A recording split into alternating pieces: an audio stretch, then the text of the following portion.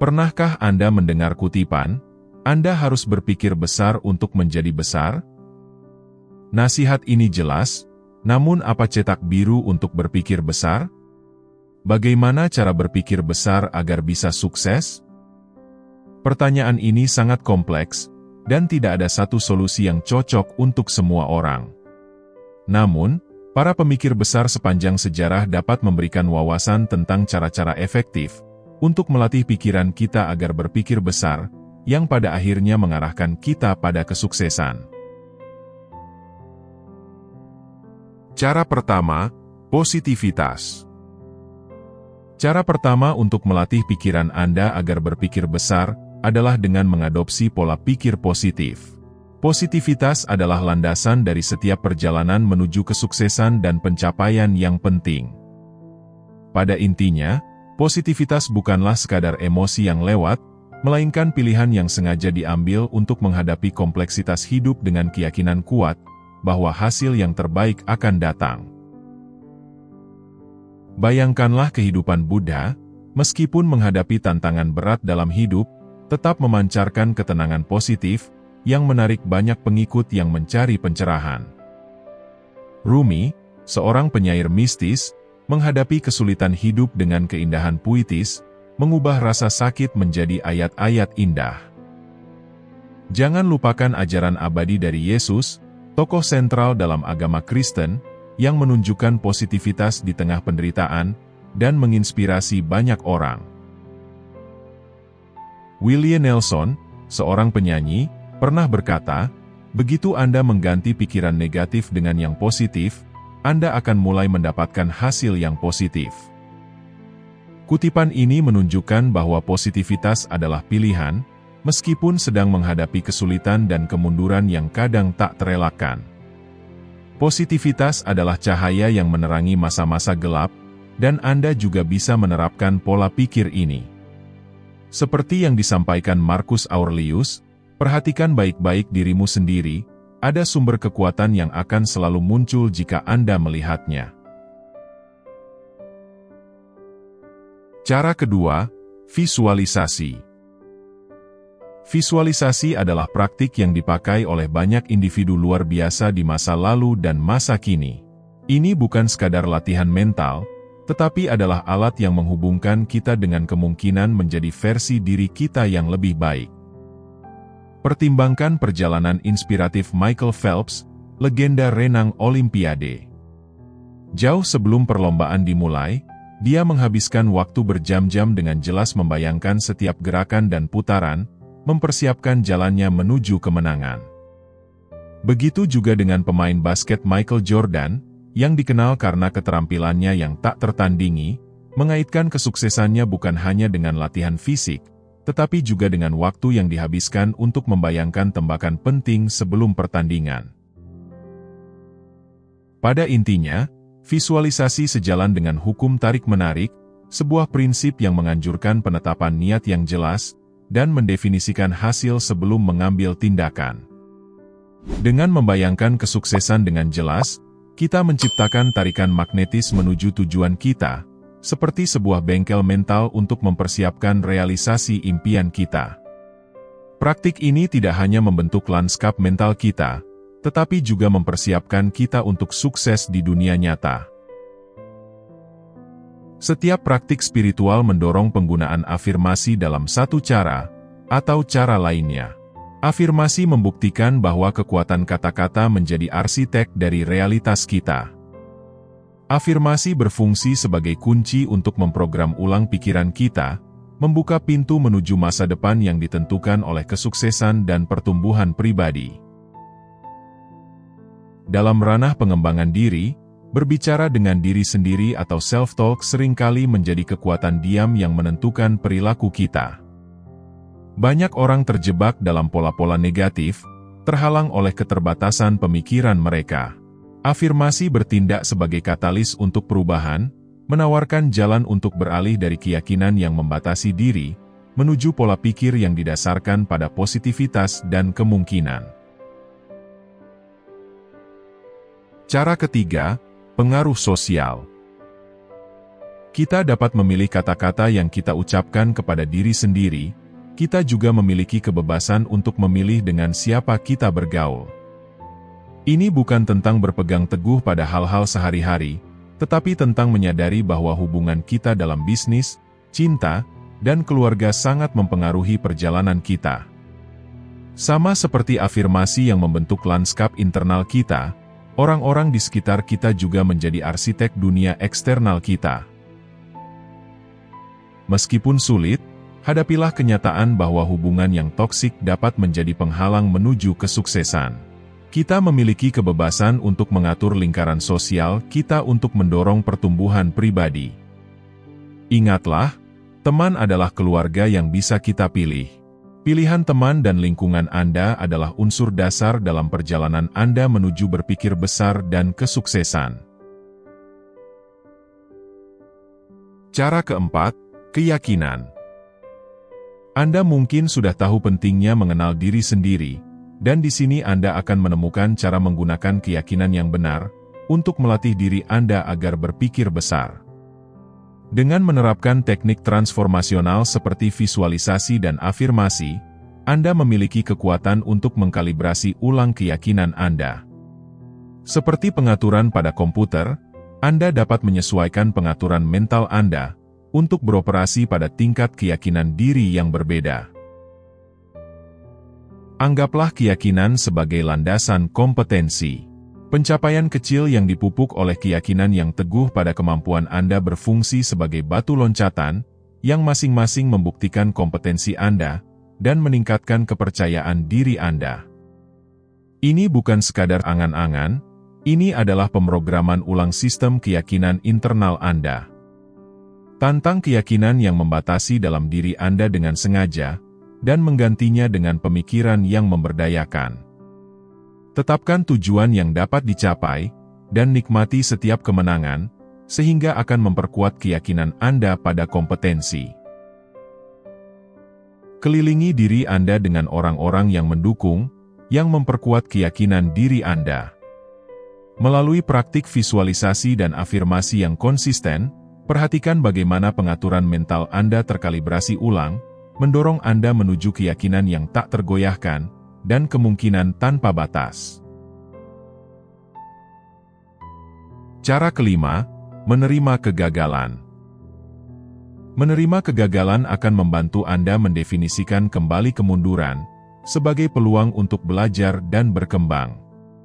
Dalam hal kesuksesan, kegagalan bukanlah sebuah akhir, melainkan sebuah babak yang sangat penting. Ini menjelaskan bahwa apa yang tidak berhasil, mengarahkan kita pada alternatif yang lebih baik. Legenda Michael Jordan, dengan bijak berkata, "Saya telah gagal lebih dari 9.000 tembakan dalam karir saya. Saya telah kalah hampir 300 pertandingan. 26 kali, saya telah dipercaya untuk mengambil tembakan kemenangan, namun gagal. Saya telah gagal berulang kali dalam hidup saya. Dan itulah sebabnya saya berhasil." Dia melihat tembakan yang gagal bukanlah sebagai kekalahan, tetapi sebagai langkah penting menuju kemenangan. Setiap kegagalan menjadi cetak biru untuk perbaikan, sebuah bukti ketahanan dan komitmen untuk keunggulan. Selain itu, setiap kegagalan yang dihadapi dalam perjalanan Anda, akan membawa Anda lebih dekat pada kesuksesan. Oleh karena itu, menerima kegagalan menjadi upaya transformasional. Ini bukan tentang menghindari kesalahan, ini tentang memahami bahwa dalam setiap kejatuhan ada pelajaran di dalamnya. Dalam setiap kemunduran, terdapat peluang untuk pertumbuhan yang belum pernah terjadi sebelumnya. Cara keenam, konsistensi dan ketekunan. Roma tidak dibangun dalam sehari, tetapi mereka meletakkan batu bata setiap jam. Adalah kutipan yang banyak diketahui oleh banyak orang, tetapi ini menjadi pengingat yang tajam, bahwa kebesaran memerlukan waktu, kesabaran, dan dedikasi yang kuat. Pertimbangkan para atlet dan tokoh terkenal yang berkomitmen pada tujuan mereka, memahami bahwa kesuksesan sejati tidak terjadi dalam semalam. Perjalanan ribuan mil dimulai dengan satu langkah pertama, pencapaian monumental dibentuk melalui upaya konsisten dan gigih. Inti komitmen adalah hadir, meletakkan batu bata satu demi satu, hari demi hari. Ini bukan hanya tentang mencapai tujuan, ini tentang perjalanan transformasional yang ditandai oleh ketekunan dan komitmen yang tak tergoyahkan terhadap versi diri Anda yang Anda bayangkan. Setiap langkah kecil yang Anda ambil adalah bukti dedikasi Anda, janji diam kepada tujuan yang telah Anda tetapkan. Konsistensi dan ketekunan menciptakan arsitektur kesuksesan, membentuk kepribadian yang tidak hanya dalam hasil yang dicapai, tetapi dalam diri yang Anda bentuk sepanjang jalan. Cara ketujuh, perawatan diri. Perawatan diri menjadi elemen penting dalam proses melatih pikiran agar berpikir besar. Hal ini meningkatkan pentingnya praktik seperti meditasi, yoga, dan kesadaran dalam merawat pikiran dalam kehidupan yang penuh gejolak. Perawatan diri bukanlah meningkatkan kemewahan, tetapi sebuah kebutuhan, sebuah tempat perlindungan di mana pikiran menemukan ketenangan dan pembaruan, bertindak sebagai oasis di dunia yang penuh kekacauan. Meditasi, sebuah praktik yang abadi yang melampaui budaya dan zaman, memberikan tempat perlindungan untuk introspeksi. Yoga, baik fisik maupun mental, menggabungkan napas dan gerakan, menciptakan harmoni dalam diri. Kesadaran, seni hadir sepenuhnya, menjadi cahaya penuntun dalam kekacauan, menempatkan kita dalam keindahan setiap momen. Dalam upaya berpikir besar, merawat diri sendiri menjadi praktik suci, memastikan pikiran tetap terfokus, tenang, dan kreatif. Oleh karena itu, perawatan diri membuka gerbang menuju ketenangan dan kekuatan batin. Cara ke-8, bersyukur. Rasa syukur adalah kekuatan besar yang mengalihkan fokus kita dari kekurangan menuju kelimpahan, menarik hal-hal positif yang tak terbatas. Dalam hal berpikir besar, rasa syukur adalah benang emas yang menjalin apresiasi dalam setiap aspek kehidupan kita. Rasa syukur dalam konteks ini lebih dari sekedar sopan santun, ini adalah praktik transformatif yang dipadukan dengan afirmasi dan visualisasi. Ini bukan sekadar mengucapkan terima kasih, tetapi adalah pengakuan sadar atas kelimpahan dan berkah dalam hidup kita. Dalam kehidupan yang penuh tantangan ini, mengungkapkan rasa terima kasih kepada mereka yang melayani kita dalam kehidupan sehari-hari, menjadi suatu keharusan. Dari kasir di toko kelontong, hingga teman yang mau mendengarkan, setiap ucapan terima kasih bergema, menciptakan efek riak energi positif. Berhenti sejenak, renungkanlah, dan ucapkan terima kasih atas semua yang Anda miliki, seperti makanan Anda, tempat tinggal, pakaian, dan sebagainya. Rasa syukur adalah kekuatan magnet yang menarik lebih banyak hal positif, membuka pintu menuju dunia yang berkelimpahan. Cara 9, melepaskan. Melepaskan adalah praktik yang melampaui keterikatan, memberikan jalan menuju kedamaian dan kebahagiaan yang lebih besar. Pada ajaran Buddha mengajarkan kita, bahwa penderitaan terjalin erat dengan keterikatan, dan untuk menemukan kebebasan sejati, seseorang harus melepaskan ikatan ini. Hal ini tentang mengambil langkah-langkah yang jelas, dan memberikan yang terbaik dalam mencapai tujuan. Keterikatan seringkali menyebabkan penderitaan ketika hasil tidak sesuai dengan keinginan. Kebanyakan orang mengalami rasa sakit yang tidak perlu akibat harapan yang tidak terpenuhi. Kuncinya terletak pada menerima hasil apapun yang terjadi, dan memahami bahwa ini adalah bagian dari rencana ilahi. Segala sesuatu akan terjadi pada waktu yang tepat, bukan pada waktu kita. Kita menemukan inti dari melepaskan, mempercayai pengaturan ilahi dalam hidup, dan merangkul perjalanan berikutnya dengan penuh keanggunan. Cara ke-10, kehadiran. Kehadiran adalah seni untuk sepenuhnya terlibat dalam momen saat ini, meningkatkan kesejahteraan dan pengalaman hidup. Terlalu sering merenungkan masa lalu akan menyebabkan depresi, sementara terlalu memikirkan masa depan akan memicu kecemasan. Pada kenyataannya, yang ada hanyalah saat ini, besok hanyalah konsep. Terlalu fokus pada masa depan bisa menjadi kontraproduktif. Benih-benih masa depan yang cerah adalah tindakan yang kita ambil hari ini. Mereka yang memusatkan perhatian pada momen saat ini, lebih mungkin untuk mewujudkan versi diri yang mereka inginkan di masa depan. Kehidupan terungkap dalam momen saat ini, dan dengan merangkul momen saat ini, kita menenun benang-benang dari kehidupan yang kaya dan memuaskan. Individu yang memusatkan perhatian pada momen saat ini akan mengembangkan kesadaran yang kuat. Kesadaran ini bukan sekadar latihan sesaat, tetapi adalah investasi sadar dalam membentuk masa depan. Dengan sepenuhnya terlibat dalam momen saat ini, Anda dapat memasuki energi kreatif saat ini, menggunakannya seperti seorang pematung yang membentuk mahakarya yang diimpikan.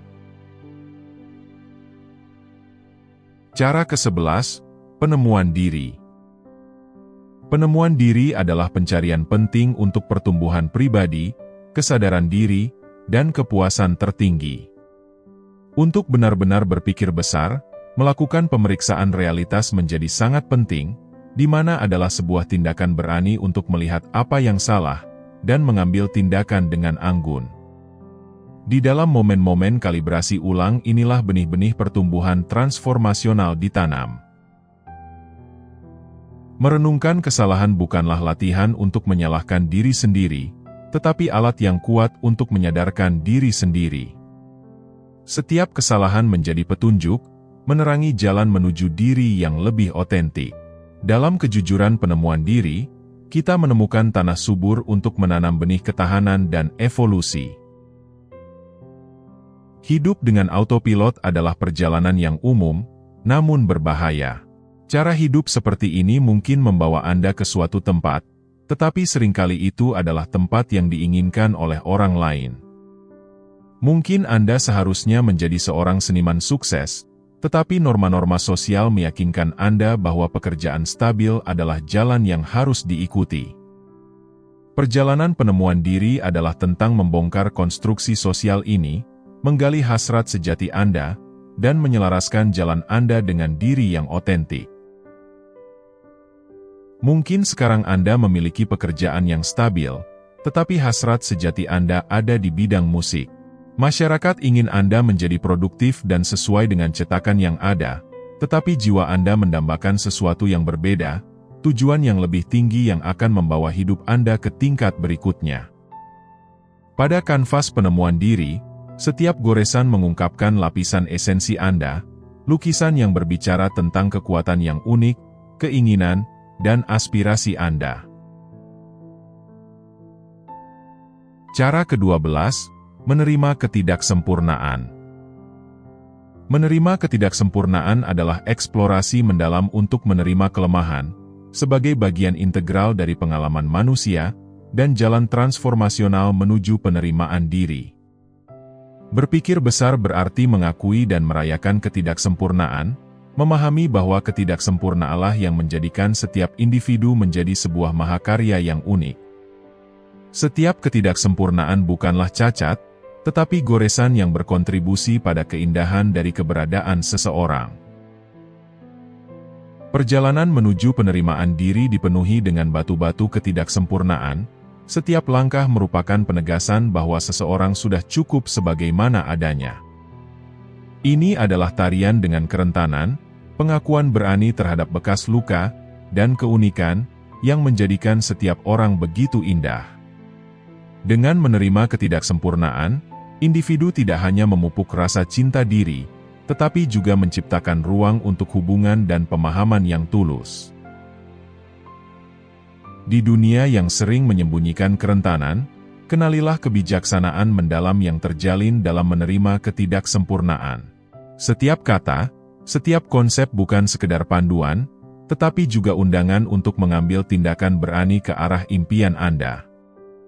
Untuk berpikir besar adalah melangkah ke dalam keaslian kecemerlangan Anda yang tidak sempurna.